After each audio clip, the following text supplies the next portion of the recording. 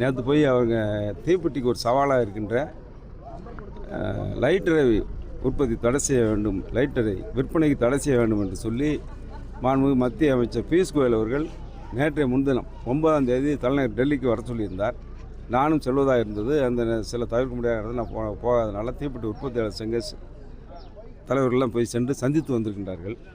சந்தித்து அந்த பிரச்சனையை பேசுகின்ற நேரத்தில் இந்த மூலப்பொருட்கள் தட்டுப்பாடு அது எது சம்பந்தமாக என்று சொன்னால், இன்றைக்கு வளைகுடா நாடுகளில் குறிப்பாக ஈரான், இஸ்ரேல், அமெரிக்கா அந்த போர் வந்த பிறகு மெழுகு போன்ற பொருட்கள்லாம் அங்கேருந்து வர வேண்டியிருக்கின்றது. வருகின்ற நேரத்தில் விலை ஏற்றம் வருகின்றது என்று சொல்லிய நேரத்தில் அதற்கு மாற்று ஏற்பாட்டை விரைவாக செய்வதாக அவர் உறுதியளித்ததாக அந்த தென்னிந்திய தீப்பெட்டி உற்பத்தியாளர் சங்க நிர்வாகிகள் நேற்றைய முன்தினம் மத்திய அமைச்சர் பியூஷ் கோயலை சந்தித்து விட்டு அதை முறையிட்டு விட்டு நேற்று நிலம் தகவலை தெரிவித்தார்கள்.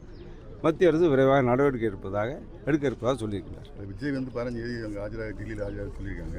அது நெருக்கடி கொடுத்து தான் போக சொல்கிறாங்கன்னு பேசப்படுது. சிபிஐ விசாரணைங்கிறது இன்றைக்கி யார் கரெக்டாக சரியாக சொல்லியிருக்காங்க.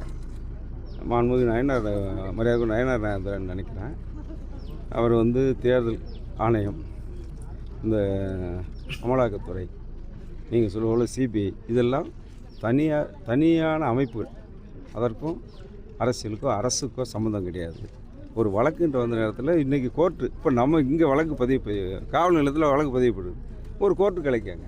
அந்த வழக்கின் தன்மையை பொறுத்து அது இங்கே சார்பு நீதிமன்றமாக இருக்கலாம், இல்லை மாவட்ட நீதிமன்றமாக இருக்கலாம், இல்லை உயர் நீதிமன்றமாக இருக்கலாம். சில பேர் அதையும் தாண்டி உச்ச நீதிமன்றம் செல்லும்போது அந்த வழக்கின் தன்மையை பொறுத்து அந்த நடைபெறுகின்ற இடம் இருக்குது. அதே போல் அந்த வழக்கின் தன்மையை பொறுத்து சிபிஐ வழக்கு பதிவு செஞ்சுருக்கு. சிபிஐ வழக்கு அவர் புதுசு இல்லை, 2 தடவை போய்ட்டு வந்துட்டார். 2 வட்டம், ஒரு வட்டம் போனார், 2 முறை போயிட்டார்னு நினைக்கிறேன். இது 3வது வட்டம் சம்மன் வந்துட்டு போகிறாரு.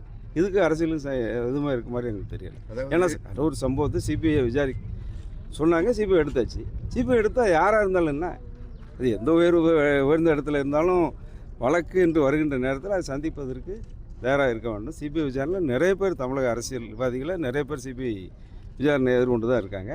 சம்மன் வரும், அவங்க போவாங்க, விளக்கு அளிப்பாங்க. அது ஒரு வழக்கமான நடைமுறை தானே ஒன்று தான். இதுக்கு அரசியலுக்கும் சம்மந்தப்படுறது சரியாக இருக்காது. அதாவது தேர்தல் ஒரு சில நாட்கள் அறிவிப்பாக இருக்குது. ஆமாம், இன்னும் ஏடிஎம்கே பிஜேபி கூட்டணி அமைதியாக இருக்க, ஒரு திமுக கூட்டணி அதை விட அமைதியாக இருக்குது. திமுக கூட்டணி எந்த கூட்டணியில் இப்போ யாருக்கு, இப்போ திமுக கூட்டணி யாருமே உள்ள கூட்டணி, நாங்களாவது புதிதாக அமைத்த கூட்டணி. ஏன்னா பாராளுமன்றத்தில் நாங்கள் தனியாக நின்றோம். இவங்க திமுக பொறுத்தளவில் 2019 பாராளுமன்ற தேர்தலே இந்த கூட்டணி உருவானது.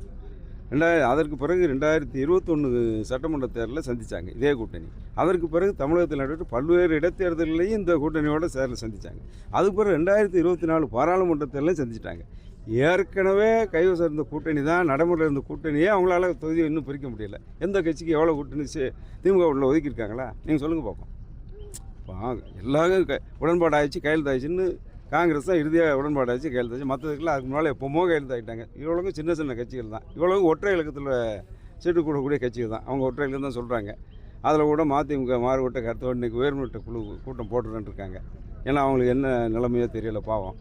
அதனால் அவங்க எத்தனை சீட்டு எதிர்பார்த்தாங்களோ என்ன கொடுத்தாங்களோ இன்றைக்கி அவங்க உயர்மட்ட குழு கூட்டம் போடுறாங்க. அதே மாதிரி இந்திய மார்க்சிஸ்ட் கம்யூனிஸ்ட் கூட இன்றைக்கி அது சரியானதாக இல்லைன்னு சொல்லியிருக்காங்க. அவங்களும் ஒன்றும் பண்ணலை. நாங்கள் அப்படி பார்த்தா அதற்கு பிறகு இந்த தேர்தலுக்கு அமைக்கப்பட்ட கூட்டணி தான். பாஜக சென்ற நாடாக சட்டமன்றத்தில் அங்கே ஒன்றாக இருந்தாலும் அது பாராளுமன்றத்தில் அங்கே ஒன்றா இல்லை. அதுக்கு பிறகு கூட்டணி அமைச்சோம். அதுக்கு பிறகு அன்புமணி ராமதாஸ் இன்றைக்கி பாமக எங்களோட வந்திருக்கு.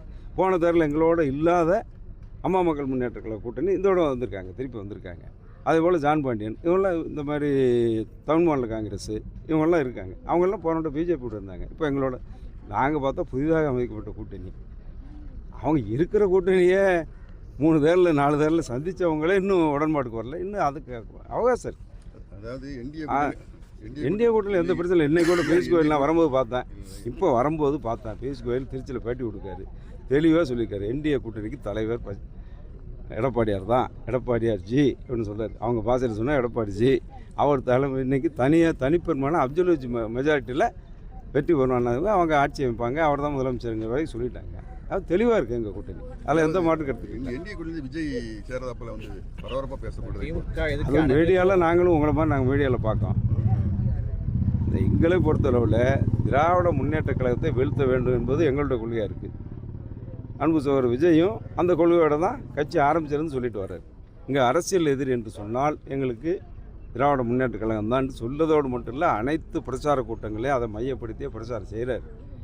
எங்களை பொறுத்தவரை திமுகவை வீழ்த்த வேண்டும் என்றால் எல்லாரும் ஒன்றாக இருக்க வேண்டும்ங்கிற எண்ணத்தோட அதான் சரியாக இருக்குங்கிறது எங்கள் எண்ணம். அது பிறகு அவங்க தான் அவங்கவுங்க முடிவு பண்ண வேண்டிய விஷயம். ராமதாஸ் நேற்று சசிகலாவை சந்திச்சிருக்காங்க. புதிய கூட்டணிக்கு உருவாகுது. சரியில்ல, அவங்க 2 வட்டம் தான் கேட்கணும். ஏன்னா சந்தித்தவங்க அவங்க, அதை பற்றி நமக்கு என்ன தெரியும்? அவங்க ஏதாவது சந்தித்ததை பற்றி வெளியே சொல்லியிருந்தால் அதை பற்றி நம்ம கருத்து சொல்லலாம். சந்திப்பு மட்டும் தான் செய்து வந்திருக்கு. அதோட சந்தித்ததோட சாராம்சம் ஒன்றும் வரலையே, வெளியே வரலையே. வராமல் நம்மளாக யோசித்து சொல்கிறது சரியாக வரும்.